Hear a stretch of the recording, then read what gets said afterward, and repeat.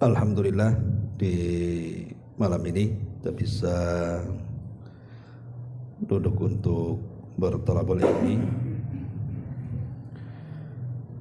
dan kita masih membahas tafsir daripada surah-surah pendek dalam juz amma, dan kita masuk pada surat baru, surah Al-Insyiqaq. Ma'asyiral muslimin wal muslimat rahimani wa rahimakumullah. Surah Al-Insyiqaq ini adalah bagian daripada surah-surah Makkiyah. Karena umumnya juz amma itu rata-rata surah Makkiyah. Dan surah Al-Insyiqaq ini bicara soal kiamat. Sama dengan surah Al-Infitar, surah At-Takwir, itu bicara soal kiamat. Bahkan dalam surat ini bukan hanya bicara soal kiamat, tapi juga soal perjalanan manusia dari mulai lahir sampai kemudian berjumpa dengan Allah Subhanahu wa ta'ala. Bahkan sampai tempat duduknya juga dijelaskan kelak di akhirat, apakah ke surga ataukah ke neraka. Artinya cukup lengkap surat ini bicara tentang perjalanan hidup manusia dari dunia sampai akhirat. Adapun di antara fadilahnya disebutkan dalam hadis Abi Salamah radhiyallahu an, anna Abu Hurairah qara'a bihim, bahwa Abu Hurairah radhiyallahu an satu hari membaca surah Al-Insyiqaq ini, idzas samaa'un syaqqat fasajada fiha, maka Abu Hurairah pun kemudian sujud tilawah ketika membaca surat ini. Karena dalam surat ini ada kalimat fama lahum la yu'minun wa idza quri'a alaihimul Qur'an la yasjudun. Jadi Abu Hurairah radhiyallahu an ketika membaca surat ini beliau sujud. Ketika kemudian beliau berpaling, maka beliau menghabarkan kenapa dia sujud. Maka dia mengatakan bahwa Nabi SAW juga ketika membaca surah Al-Insyiqaq ini beliau juga sujud. Begitu yang dikeluarkan Imam Muslim dalam sahihnya. Dalam riwayat Bukhari disebutkan dari Abi Rafi', dia mengatakan Shallaitu ma'a Abi Hurairah al-atamata. Satu hari aku salat, kata Abi Rafi, bersama Abu Hurairah di waktu malam. Faqara'ah, maka dia Abu Hurairah membaca idzas samaa'un syaqqat. Fasajada, maka Abu Hurairah pun kemudian sujud tilawah. Faqultu, kata Abu Rafi, aku katakan, kenapa engkau sujud wahai Abu Hurairah? Maka Abu Hurairah radhiyallahu anhu mengatakan, sajadtu khalfa Abil Qasim fala azalu asjud biha hatta alqa. Karena aku pernah sujud di belakang Nabi SAW, maka aku senantiasa sujud sampai beliau Nabi SAW meninggal dunia.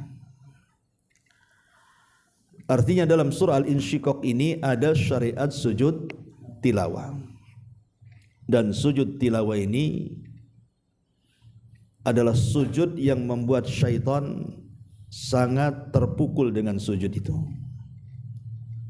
Jadi kalau ada orang yang sedang sujud tilawah, maka syaitan akan mengatakan, dulu aku diperintah oleh Allah Subhanahu wa ta'ala sujud, aku pun enggak sujud. Tapi hamba ini diperintahkan sujud, dia pun sujud, maka dia dapat sorga, aku pun dapat neraka. Ma'asyiral muslimin yang dimuliakan Allah Azza wa Jalla, banyak hadis tentang keutamaan surah Al-Insyiqaq ini, tapi kebanyakannya lemah. Taib, kita masuk sedikit pada tafsir daripada surah Al-Insyiqaq ini. Di sini Allah Subhanahu wa taala mengatakan idas samaun syaqqat wa adzinat li rabbiha wa huqqat wa idzal ardu muddat wa alqat ma fiha wa takhallat wa adzinat li rabbiha wa huqqat. Idas samaun syaqqat, apabila langit terbelah, apabila langit terpecah. Sama dengan kalimat idas samaun fatarat, itu juga maknanya apabila langit terbelah. Kalau sekarang kita melihat langit, tentu belum terbelah langit itu, dan sama sekali tidak terbelah. Tapi nanti satu hari langit itu akan terbelah dan akan pecah. Lalu apa yang membuat langit itu pecah? Yang pertama, tentu karena bi amrillahi azza wa jalla. Langit pecah atau belah itu karena perintah Allah. Makanya Allah katakan wa adzinat li rabbiha wa huqqat. Adzinat itu artinya istama'at. Dan langit itu betul-betul mendengar akan perintah Rabbnya, wa huqqat, dan memang harusnya seperti itu. Langit mendengar perintah Allah Azza wa Jalla. Jadi langit itu terpecah karena perintah Allah Subhanahu wa taala. Makanya kalau kita lihat kisah tentang Nabi Allah Nuh alaihi salatu wassalam, ketika beliau mulai diancam oleh kaumnya, dia pun berdoa kepada Allah Subhanahu wa taala dan mengatakan, Rabbi inni maglubun fantasir. Wahai Rabb, saya sudah mulai dikalahkan kaumku, maka tolonglah aku.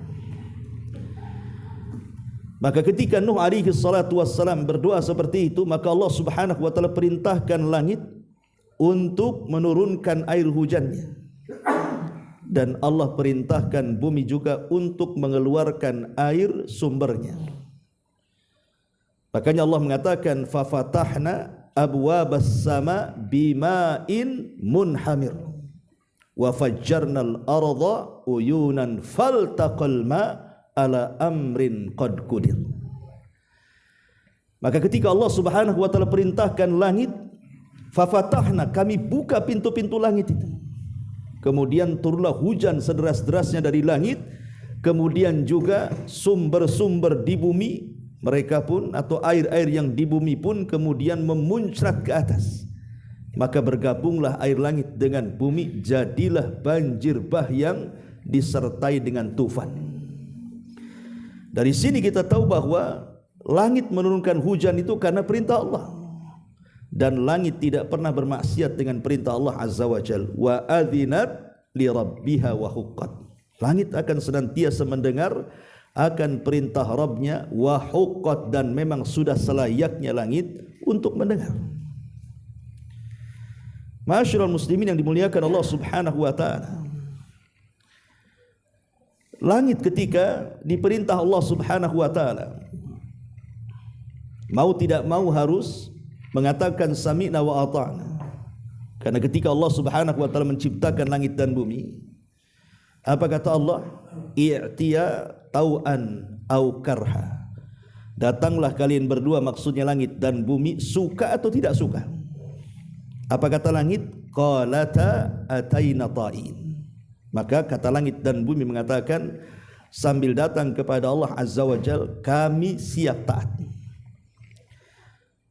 Maka sejak kata-kata langit dan bumi di awal penciptaan mengatakan qalata ataina ta'in, maka keduanya berkata kami siap taat kepadamu ya Rabb, maka sejak itu langit akan siap apapun yang terjadi atas perintah Allah Subhanahu wa taala. Inilah kalimat wa adzinat li rabbiha wa huqqat. Dan langit mendengar apapun yang diperintahkan Rabbnya, wa huqqat, dan sudah selayaknya memang langit untuk taat dengan perintah Allah Azza wa Jalla. Ma'asyiral muslimin yang dimuliakan Allah Subhanahu wa taala. Masalahnya ketika langit diperintah oleh Allah Subhanahu wa taala untuk pecah kemudian pecah, langit diperintahkan Allah untuk belah kemudian belah, manusia ketika diperintah Allah Subhanahu wa taala apakah seperti langit? Tidak. Manusia itu justru kebalikan daripada langit. Manusia itu diperintah Allah, tidak juga di antara mereka ada yang mau menjalankan perintah, dan ketika dilarang justru melaksanakan larangan. Itulah manusia. Manusia itu kerasnya melebihi langit. Ketika diperintahkan salat, ya tidak salat. Ketika diperintahkan puasa, ya tidak puasa. Ketika diperintahkan haji, ya tidak haji. Ketika diperintahkan baca Quran, yang tidak baca Quran. Itulah manusia, ikhwan. Tetapi walaupun demikian, Allah Subhanahu wa taala masih menghendaki ampunan. Artinya masih menghendaki manusia itu bertobat kepada Allah Subhanahu wa taala. Kemudian Allah Subhanahu wa taala mengatakan wa idzal ardu muddat, dan apabila bumi itu dihamparkan. Ma'asyiral muslimin yang dimuliakan Allah Subhanahu wa taala, apa makna bumi itu dihamparkan? Makna bumi dihamparkan kata para ulama adalah annaha tattasi'u, ai maksudnya bumi itu dihamparkan, maksudnya diluaskan. Wala'allal hikmah fi dzalika, adapun kenapa bumi yang tadinya sempit menjadi luas, hikmahnya adalah karena Allah Subhanahu wa taala akan mengumpulkan orang yang awal dan orang yang akhir dan akan dibangkitkan di atasnya. Inilah isyarat dalam surah Al-Waqiah ayat 49 sampai 50. Allah Subhanahu wa taala berfirman, "Qul innal awwalina wal akhirin lamajmu'una ila miqati yaumin ma'lum."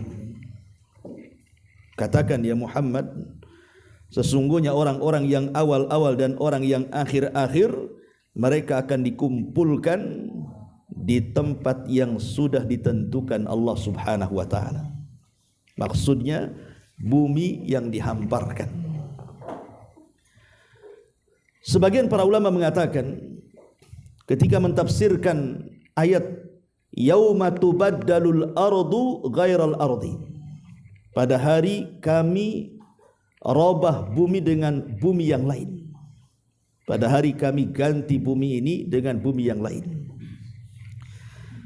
Ahli tafsir mengatakan bahwa apakah yang dimaksud ayat ini? Bumi yang akan diganti itu adalah bumi yang kita pijak. Mana bumi yang kita pijak hari ini akan dilenyapkan Allah pada hari kiamat. Kemudian Allah akan ciptakan bumi yang baru yang disebut dengan padang mahsyar, bumi yang lain. Ataukah bumi padang mahsyar itu adalah bumi yang kita pijak ini juga? Maka ulama tafsir mengatakan bahwa bumi padang mahsyar yang kelak akan dikumpulkan orang yang awal dan sampai kepada orang yang akhir itu adalah bumi yang kita pijak ini juga. Artinya bukan bumi ini dilenyapkan kemudian datangkan bumi yang baru, tidak.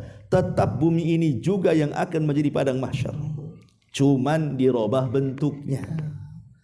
Jadi Allah Subhanahu wa taala merubah bentuknya dengan cara apa?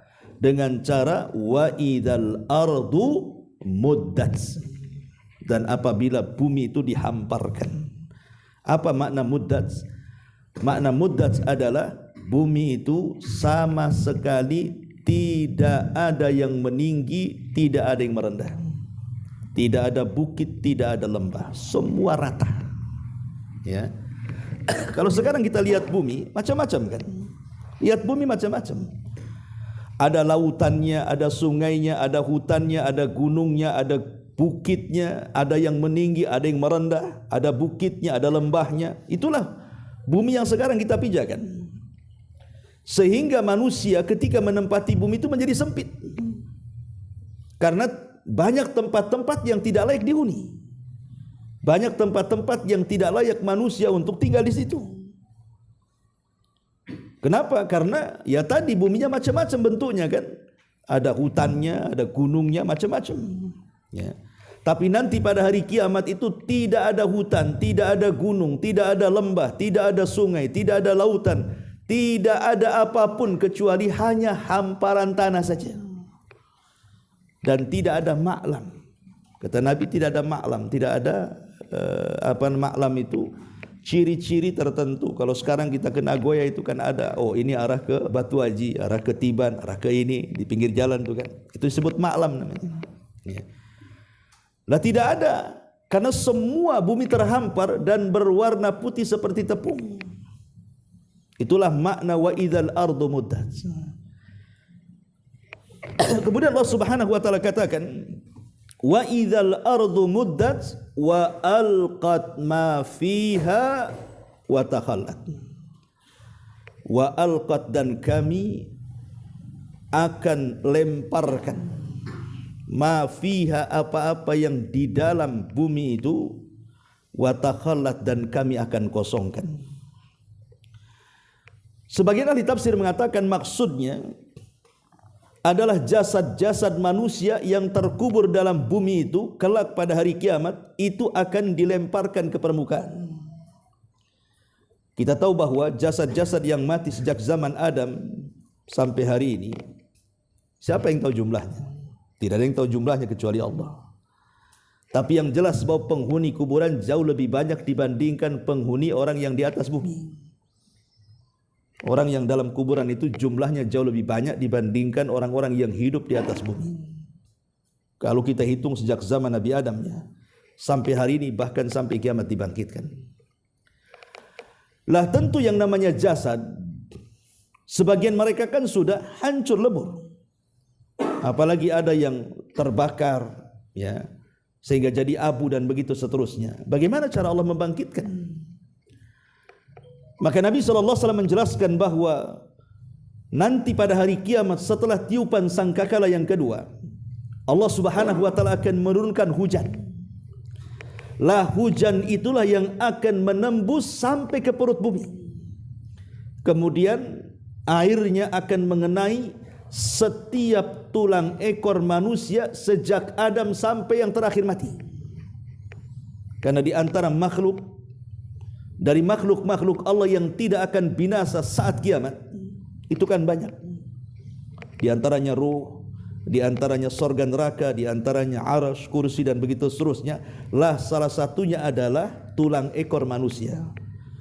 Walaupun tulang ekor manusia ini tidak bisa dilihat kecuali dengan alat tertentu, mungkin mikroskop atau apa gitu ya. Tapi tulang itu tidak akan hancur. Kenapa? Karena Allah takdirkan dari tulang itulah manusia dibangkitkan.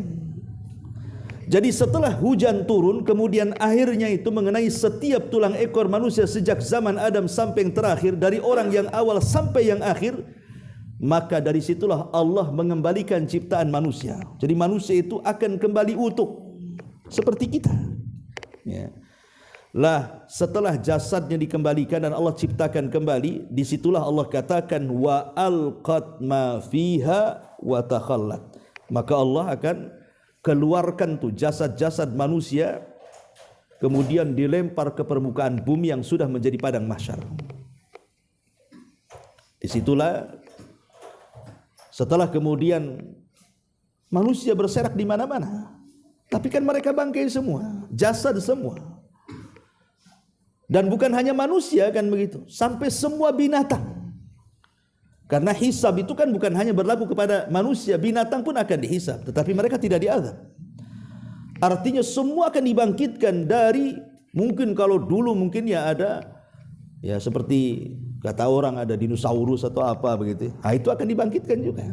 Sampai kepada binatang yang terkecil akan dibangkitkan semuanya. Jadi kita bisa bayangkan coba ketika jasad kita kemudian berkumpul dengan hewan buas, hewan jinak dan yang semacamnya. Lah dari situlah Allah Subhanahu wa taala katakan wa idzan nufusu zuwizat. Wa idzan nufusu zuwizat. Apabila jiwa mulai dimasukkan ke dalam jasad. Artinya ruh itu dilesatkan ke dalam jasad-jasad manusia yang sudah berada di permukaan itu. Di mana ruh itu berada? Ruh adalah makhluk Allah yang tidak dihancurkan saat kiamat. Adapun ruhnya orang-orang yang beriman diletakkan fil illiyin. Adapun ruhnya orang-orang kafir, orang-orang munafik, orang-orang fajir, maka mereka diletakkan fi sijjin. Maka Allah lepas tuh ruh-ruh itu. Subhanallah, kuasa Allah.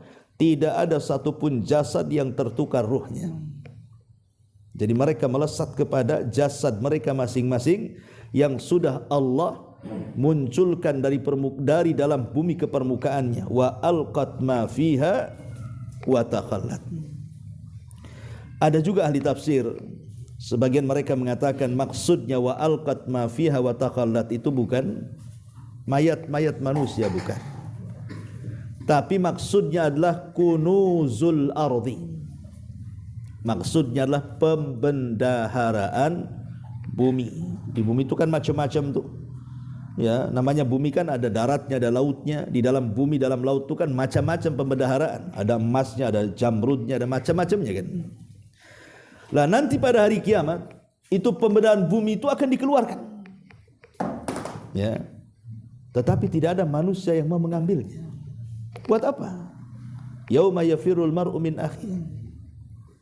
Ada juga mengatakan bahwa yang dimaksud kunuz itu perhiasan-perhiasan bumi yang dimunculkan ke permukaan itu adalah di masa ketika Dajjal diutus oleh Allah Azza wa Jalla untuk memfitnah manusia.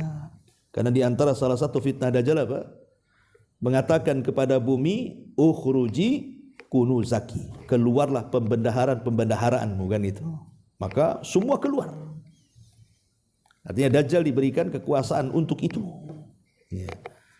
Tetapi pendapat yang kuat dari ahli tafsir bahwa yang dimaksud wa alqat ma fiha wa takhallat artinya jasad-jasad yang sudah terkubur kemudian diangkat ke permukaan bumi dan Allah hendak membangkitkan mereka. Kemudian Allah mengatakan wa adzinat li rabbiha wa huqqat. Wa adzinat, dan bumi pun mendengar apa kata Rabbnya,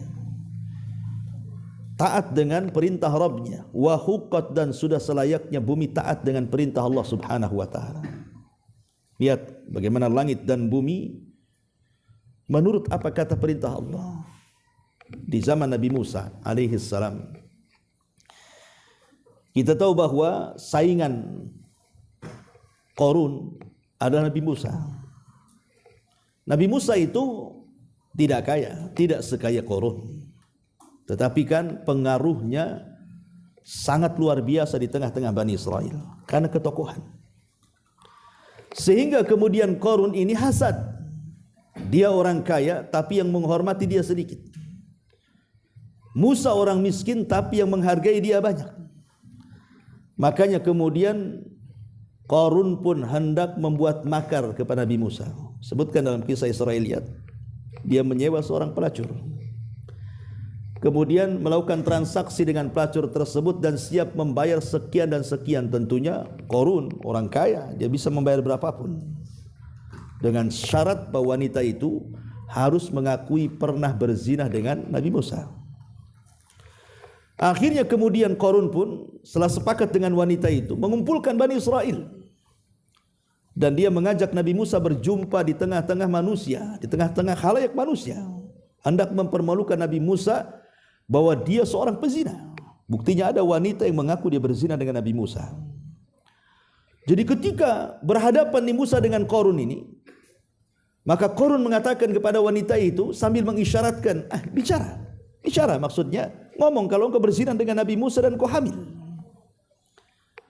Tiba-tiba wanita ini sekali-kali melirik Qarun, sekali-kali melirik Nabi Musa. Subhanallah, Allah tanamkan perasaan takut di hatinya, sehingga dia tidak berani mengatakan Musa pernah berzina dengan dia. Yang ada dia bongkar makarnya Qarun di hadapan manusia, bahwa dia dibayar sekian-sekian untuk mengatakan ini dan itu di hadapan Nabi Musa.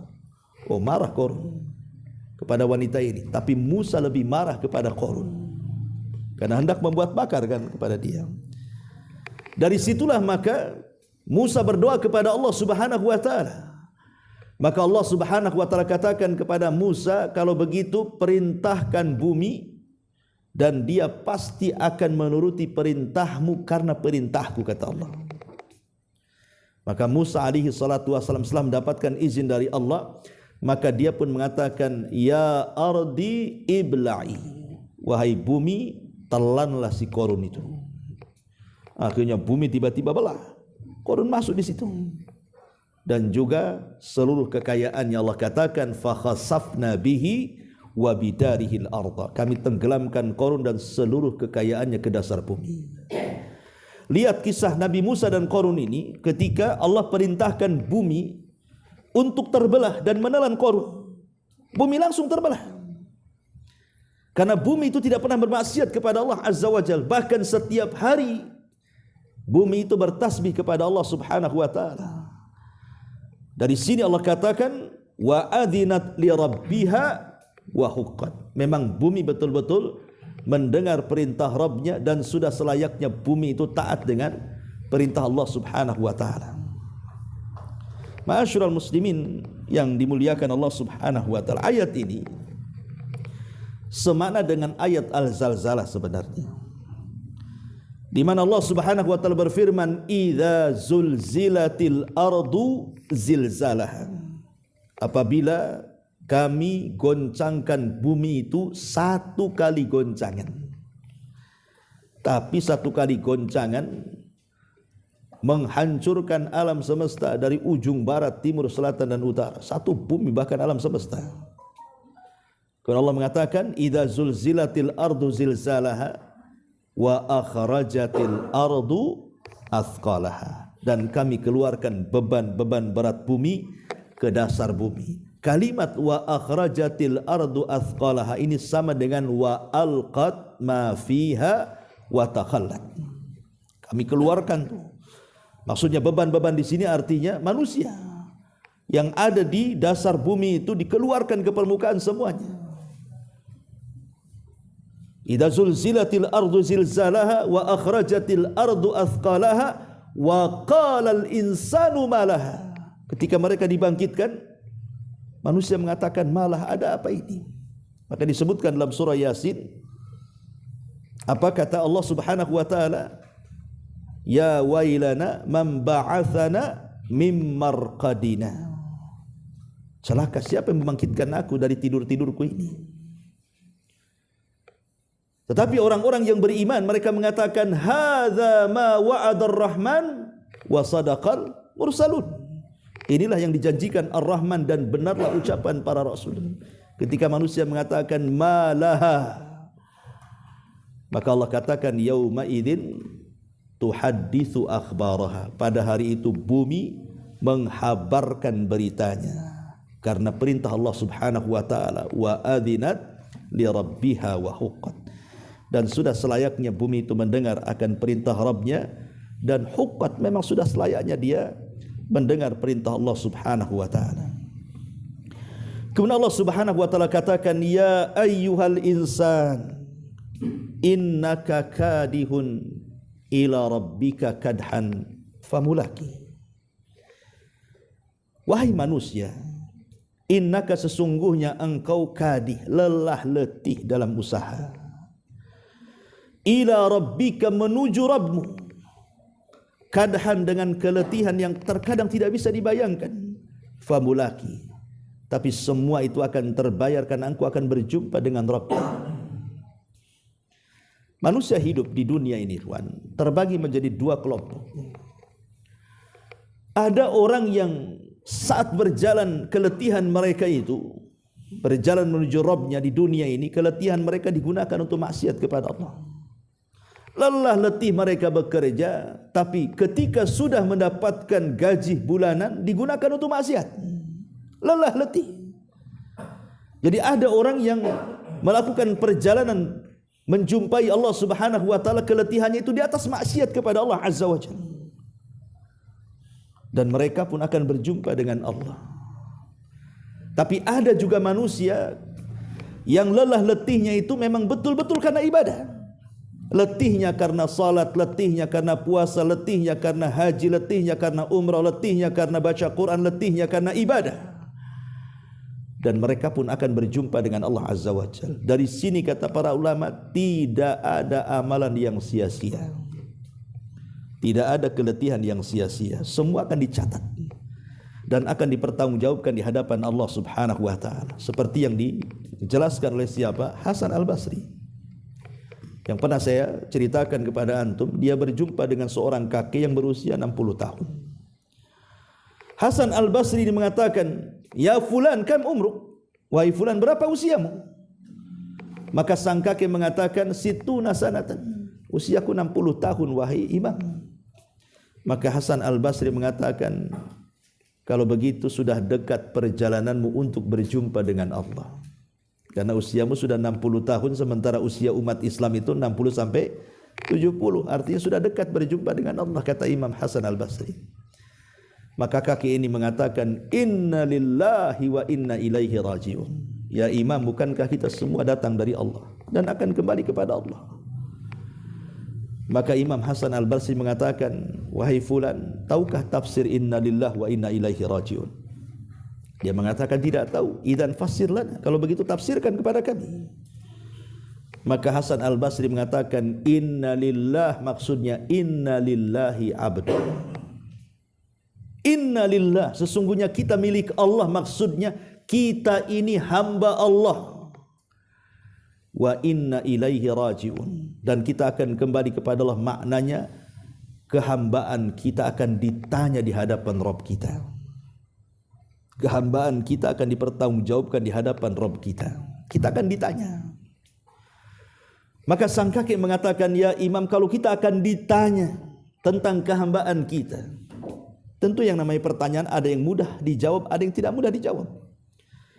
Bagaimana cara melaluinya supaya aku mudah mempertanggungjawabkan di hadapan Allah?" Maka Imam Hasan Al-Basri mengatakan, kalau begitu ahsin fima baki, perbaiki sisa hidupmu, yughfar laka fima madha wa fima baki, maka Allah akan ampuni dosamu yang telah berlalu dan yang sedang kau lakukan. Dari kalimat Hasan Al-Basri rahimahullahu ta'ala, bahwa kita ini hamba dan kita akan ditanya di hadapan Allah, itulah makna ya ayyuhal insan innaka kadihun ila rabbika kadhan pamulaki. Bahwa kita ini akan terus berjalan dari bayi, kemudian remaja, kemudian dewasa, kemudian tua, dan kelak akan mengalami kematian dan akan berjumpa dengan Allah Subhanahu wa taala. Tidak ada manusia yang tidak berjumpa dengan Allah. Inna ilaina iyabahum thumma inna alaina hisabahum. Iyabahum artinya kita akan kembali kepada Allah. Kaifa takfuruna billahi wa kuntum amwatan fa ahyaakum thumma yumitukum thumma yuhyikum thumma ilaihi turja'un. Kepada Allah kalian akan dikembalikan. Semua akan kembali kepada Allah, kata Allah. Maka di sini Allah mengatakan, ya ayyuhal insan innaka kadi. Sesungguhnya engkau ini lelah letih. Di dunia ini tidak ada yang tidak lelah, ikhwan.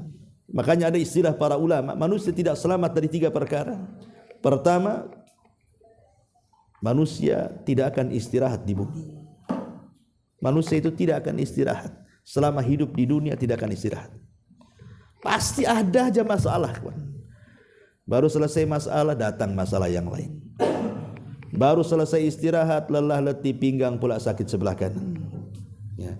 Pokoknya lelah saja di dunia itu. Tidak pernah kita ini, ya mungkin ada senangnya sebentar, nanti ada susahnya lagi. Ada selesainya, ada stresnya. Dan begitulah hidup manusia. Manusia tidak mungkin istirahat. Ya. Yang kedua, manusia tidak mungkin selamat dari kematian. Dan yang ketiga, manusia tidak selamat dari ucapan manusia yang lainnya. Pasti manusia akan dibicarakan orang. Gak mungkin antum tidak dibicarakan orang. Sebaik apapun antum pasti dibicarakan orang. Sebaik apapun manusia itu pasti dibicarakan orang. Kurang baik apa Nabi Musa itu, dibicarakan Bani Israel, dijelek-jelekan pula dia. Kurang baik apa Nabi SAW, dikatakan tukang sihir juga, gila dan macam-macam. Padahal akhlaknya shadiqul amin. Artinya manusia tidak selamat. Tapi yang jelas bahwa manusia itu akan lelah, letih dan tidak mungkin istirahat di dunia. Itulah makna kadi. Tetapi semua itu akan terbayar kalau kita berjumpa dengan Allah Subhanahu wa taala. Kata Aisyah Ummul Mukminin radhiyallahu anha, ketika dia mendengar hadis Nabi sallallahu alaihi wasallam, "Man ahabba liqa Allah, ahabballahu liqa'ah." Siapa yang senang berjumpa dengan Allah, Allah senang berjumpa dengan dia. Wa man kariha liqa Allah, karihallahu liqa'ah. Siapa yang benci berjumpa dengan dia, Allah pun benci berjumpa dengan dia. Aisyah bertanya kepada Rasul, apa maknanya? Maka Nabi SAW menjelaskan, orang kalau hidupnya menginvestasikan dirinya untuk akhirat, pokoknya hidupnya diinvestasikan untuk akhirat, waktunya, tenaganya, hartanya, keluarganya, ya, pengetahuannya, ilmunya dan begitu seterusnya, maka dia akan senang berjumpa dengan Allah. Kenapa? Karena dia akan mengambil hasilnya di akhirat. Tapi kalau orang yang menginvestasikan seluruh hidupnya untuk dunia saja, tidak ada untuk akhirat sama sekali, hanya untuk bangun rumah, beli kendaraan, beli tanah dan begitu seterusnya, maka saat kematiannya orang ini adalah orang yang paling benci berjumpa dengan Allah. Kenapa? Karena dia harus meninggalkan rumahnya, meninggalkan tanahnya, meninggalkan ATM-nya, meninggalkan usahanya, dan di akhirat tidak ada yang tersisa untuk dia. Makanya itu makna daripada innaka kadihun ila rabbika kadhan famulaki. Al jaza min jinsil amal. Namanya balasan itu kan disesuaikan dengan amalan, ya ikhwan. Siapa yang banyak berjumpa dengan Allah di dunia, maka dia akan banyak berjumpa dengan Allah di akhirat. Siapapun yang banyak berjumpa dengan Allah di dunia, maka orang ini akan banyak berjumpa dengan Allah di akhirat. Dan perjumpaan kita di dunia adalah saat kita sholat. Itulah perjumpaan kita di dunia. Makanya ahli tafsir ketika mentafsirkan kalimat famulakihi, di sini ada dhamir hi, ya, famulakihi, ya, Allah mengatakan ya ayyuhal insan innaka kadihun ila rabbika kadhan famulakihi. Hi ini kembali ke mana? Dhamir ini kata ganti ini, ya. Apakah kata ganti famulakihi di sini maksudnya kembali kepada amal, akan menjumpai amalan kita, ataukah famulaki ini kembali kepada Rabb, artinya akan menjumpai Allah Subhanahu wa taala? Bagi para ulama mengatakan yang mentafsirkan bahwa dhamir hi dalam kalimat famulakihi, dhamir hi kata ganti ini kembali kepada Rabb, ya, ila rabbika, kepada Rabbmu, artinya kepada Allah Subhanahu wa taala, maka kita akan berjumpa dengan Allah di 4 tempat, 2 di dunia dan 2 di akhirat, ya. Pertama di dunia saat kita sholat, itulah perjumpaan kita dengan Allah Azza wa Jalla, dan itu difirmankan dalam Al-Quran, wa innaha lakabiratun illa alal khashiin. Sholat itu berat kecuali bagi orang-orang yang khusyuk. Siapa orang yang khusyuk? Kata Allah, alladzina yadhunnuna annahum mulaqu rabbihim. Orang-orang yang yakin saat solat dia sedang berjumpa dengan Rabbnya. Jadi saat solat itu hakikatnya kita sedang berjumpa dengan Rabb kita. Makanya dalam surah Al-Fatihah yang kita baca dalam solat itu kan ada dialog antara kita dengan Allah.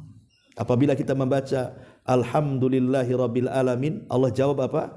Hamidani abdi, hambaku sedang memujiku, katanya. Apabila kita katakan Ar-Rahman Ar-Rahim, apa kata Allah? Athna alayya abdi, hambaku sedang mengagung-agungkan aku, katanya. Apabila kita katakan Maliki Yaumiddin, apa kata Allah? Majjadani abdi, hambaku sedang membesarkan diriku. Apabila kita katakan iyyaka na'budu wa iyyaka nasta'in, maka Allah katakan hada baini wa baina abdi wa li abdi masal. Ini urusan aku dan hambaku, dan setiap permintaan hambaku pasti kuberikan. Dan begitu sampai akhir surah Al-Fatihah itu hakikatnya hiwar. Surah Al-Fatihah itu dalam solat itu. Jadi setiap ayat itu ada jawabannya. Makanya sunnah membaca surah Al-Fatihah itu adalah ayat per ayat. Ya, nggak boleh disambung. Ya, tapi satu ayat berhenti, satu ayat berhenti, satu ayat berhenti, karena di situ ada jawaban. Ya, kita sedang berdialog di situ. Ini yang pertama, perjumpaan kita dengan Allah saat kita sholat. Yang kedua, perjumpaan kita di dunia saat kita meninggal. Dalam hadis yang panjang sekali dari hadis Bara bin Azib radhiyallahu an, ketika Nabi SAW menjelaskan tentang kematian seorang mukmin dan kematian orang kafir. Apa kata Rasul? Kematian seorang mukmin itu, ruhnya akan diambil para malaikat, kemudian diletakkan di kain kapan dari sorga dengan wangian dari sorga, kemudian semerbak harum sampai mengepul ke langit. Semua malaikat memuji ruh ini dan mengatakan, ruhnya siapa ini? Maka malaikat yang mengambil ruh mengatakan, ruhnya Fulan ibn Fulan, menyebut dengan kata terindah saat di dunia. Maka ruh ini kemudian diangkat ke langit. Langit pertama dibuka, ketiga, keempat, sampai ketujuh. Ruh ini berhasil melewati pintu-pintu langit. Kemana ruh ini diangkat? Berjumpa dengan Allah subhanahu wa ta'ala. Ini perjumpaan kedua. Ruh ini akan berjumpa dengan Allah. Setelah berjumpa dengan Allah, apa kata Allah? Kembalikan ruh ini ke dalam jasadnya, biarkan catatannya terangkat sampai iliyin. Akhirnya malaikat mengembalikan ruh ke dalam jasadnya. Baru saja kemudian rapat dengan jasadnya, dia masih mendengar suara terompah orang-orang yang mengantarkannya. Setelah suara terompah jauh sekali tidak terdengar lagi, tiba-tiba dikejutkan dengan dua malaikat yang membawa fitnah kubur. Man rabbuk wa man nabiyuk wa ma dinuk. Karena dia orang yang beriman, maka Allah katakan, yutsabbitullahu alladhina amanu bil qauli tsabit. Sanggup menjawab dia. Ketika dia sanggup menjawab, Allah katakan, sadaqa abdi, hambaku telah benar. Kalau begitu bentangkanlah kuburan sejauh mata memandang, buka pintu sorga, hembuskan angin dari sorga, kirim makanan, baju, minuman, semua nikmat sorga ke kuburannya. Itu disebut dengan nikmat kubur. Ini pertemuan yang kedua, hamba dengan Allah Azza wa Jalla. Dan ini dua-duanya di dunia. Adapun pertemuan di akhirat tentu pertama di padang mahsyar. Allah akan datang, waji'a rabbuka wal malaku saffan saffa. Dan yang terakhir pertemuan dengan Allah ketika kita di sorga. Itulah yang disebut dengan ru'yatullahi azza wa jalla, memandang wajah Allah subhanahu wa ta'ala. Dan itu tidak ada kenikmatan yang lebih tinggi dibandingkan ru'yatullahi azza wa jalla. Ini kalau makna dhamir famulakihi kembali kepada ila rabbik, kembali kepada Allah. Tapi kalau yang dimaksud famulakihi ini kembali kepada kadhan, artinya kembali kepada amalan, maka sama, kita akan berjumpa dengan amalan kita juga di 4 tempat. Ya. Pertama di dunia, kita akan berjumpa dengan amalan kita kan. Amalan itu pasti punya pengaruh, ikhwan. Amalan itu pasti pengaruh. Contoh umpamanya antum mengucapkan kalimat yang baik. Kalimat yang baik, yang menyenangkan, yang mengucapkannya, yang menyenangkan, yang mendengarkannya. Itu rasanya kita puas. Ya. Ada pengaruh kepada hati. Berbeda kalau kita mengucapkan kalimat buruk, yang kita sendiri mengucapkannya terkadang menyesal. Kenapa tadi saya mengucapkan kalimat itu? Yang mendengar sakit hati sampai kiamat. Nah, kan itu ada tuh. Jadi amal itu kan pengaruh kan? Ada pengaruhnya kepada kita tuh. Pengaruhnya ada, nggak mungkin nggak ada pengaruh. Contoh saja 1 bulan ini, jangan 1 bulan, 1 minggu saja. Antum tidak lepas daripada sholat jamaah, baca Quran, zikir, jauhi maksiat. Pasti ada pengaruhnya. Nggak mungkin tidak ada pengaruh. Karena amalan itu juga akan menjumpai kita di dunia. Ya, ini yang pertama.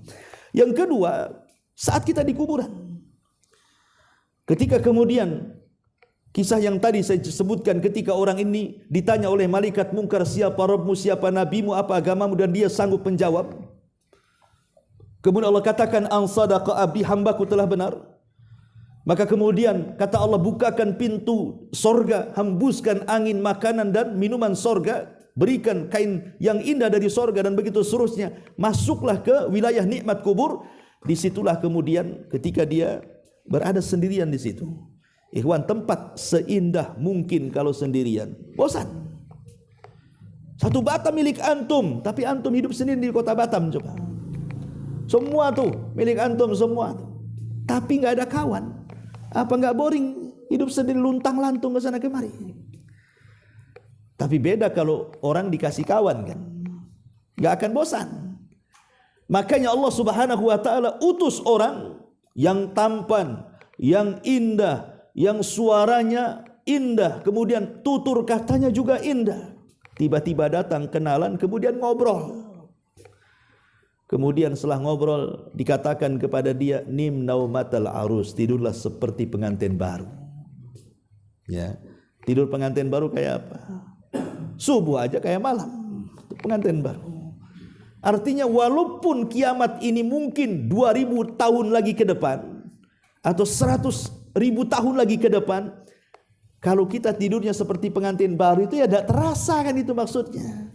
Mana terasa pengantin baru itu? Seperti seolah-olah sebentar aja malam ini. Itu maknanya. Sehingga ketika kemudian orang yang baik ini mengatakan Allah sudah menghabarkan kiamat hendak dibangkitkan, dia heran, begitu baiknya engkau, siapa engkau sebenarnya? Kenapa kau menemani aku di sini? Barulah kemudian orang ini mengatakan, ana amaluka saleh, sayalah amal solehmu, katanya. Sayalah solatmu, sayalah zakatmu, sayalah hajimu, sayalah umrahmu, sayalah baca Quranmu, sayalah zikirmu, sayalah birrul walidain, sayalah silaturahim, begitu seterusnya. Dia sebutkan amal kebaikannya. Artinya bahwa amal soleh akan menjumpai dalam bentuk manusia, dan itu di dunia, ya. Adapun di akhirat, amal itu akan mendatangi kita dalam bentuk catatan, dan itu akan disebutkan di sini ayat setelahnya kan gitu. Fa amman utiya kitabahu biyamini fasawfa yuhasabu hisaban yasira wa yanqalibu ila ahli masrur, dan begitu seterusnya. Adapun yang terakhir tentu amalan yang kita akan dapati Allah akan ganti dalam bentuk surga kalau kita termasuk penghuni surga. Wallahu alam. Saya kira sampai di sini aja, sampai kalimat ya ayyuhal insan innaka kadihun ila rabbika kadhan famulaki.